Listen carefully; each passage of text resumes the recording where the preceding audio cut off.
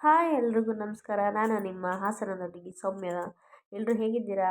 So ಇದು ನನ್ನ ಇವತ್ತಿನ ಮಿನಿ ಬ್ಲಾಗ್ ಆಗಿರುತ್ತೆ.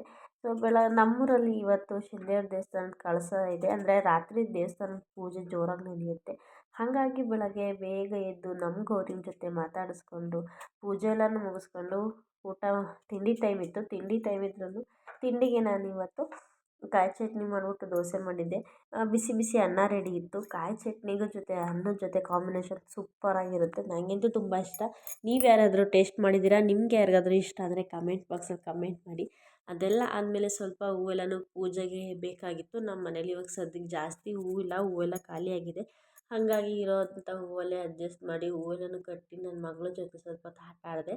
ಅದಾದ ತಕ್ಷಣ ಸಂಜೆ ಆಯ್ತಲ್ವ, ನಾವು ಕರ ಬಿಡೋಕ್ಕೆಲ್ಲ ಟೈಮ್ ಆಗುತ್ತೆ ಅಂತೇಳಿ ಹಸುಗಳಿಗೆಲ್ಲನೂ ಹಿಂಡಿ ಬೂಸನೆಲ್ಲ ಹಾಕಿ ಕರ ಎಲ್ಲನೂ ಬಿಟ್ಕೊಂಡು ಮತ್ತು ಸಂಜೆ ರೆಡಿ ಆಗಿಬಿಟ್ಟು ನಾವು ದೇವಸ್ಥಾನಕ್ಕೆ ಹೋಗೋಣ ಅಂತ ಹೇಳ್ಬಿಟ್ಟು ನಾವು ಇರೋದು ಹೊಲ್ದ ಹತ್ರ ಮನೆ ಕಟ್ಕೊಂಡಿರೋದು. ಊರೊಳಗಡೆ ಹಾಸನ ಹೋಗ್ತಾಯಿದ್ವಿ. ತುಂಬ ದೂರ ಏನಿಲ್ಲ, 5 ನಿಮಿಷದ ದಾರಿ ಅಷ್ಟೇ.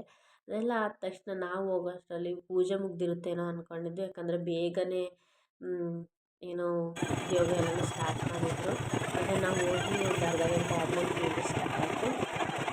ಸ್ಟಾರ್ಟಿಂಗಲ್ಲಿ ಜನ ಇದ್ದರೂ ಇಲ್ಲೋ ಆ ಥರ ಇದ್ದರು. ಹೋಗ್ತಾ ಹೋಗ್ತಾ ತುಂಬ ಜನ ಆಗೋದ್ರು. ಸಖತ್ತು ಜನ ಎಲ್ಲಿದ್ರು ಅಷ್ಟು ಜನ ಬಂದರು. ನಾವು ಪ್ರಸಾದಕ್ಕೋಸ್ಕರ ವೆಯ್ಟ್ ಮಾಡ್ತಾ ಜನ ಇದ್ರಲ್ಲ ಹೆಂಗೆ ಹೋಗೋದು ಅಂತ ಹೋಗಿ ಲಾಸ್ಟಲ್ಲಿ ಕೂತ್ಕೊಂಡು ಲಾಸ್ಟಿಗಂತೂ ಒಬ್ರಿಗೆ ಒಂದು ಸಿಕ್ಕಿದ್ರೆ ಒಂದಿಲ್ಲ, ಒಬ್ರಿಗೆ ಒಂದು ಸಿಕ್ಕಿದ್ರೆ ಒಂದಿಲ್ಲ. ಏನೂ ಮಾಡೋಂಗಿಲ್ಲ, ದೇವ್ರ ಪ್ರಸಾದ ಅಲ್ವಾ ಯಾವುದಾದ್ರೇನು.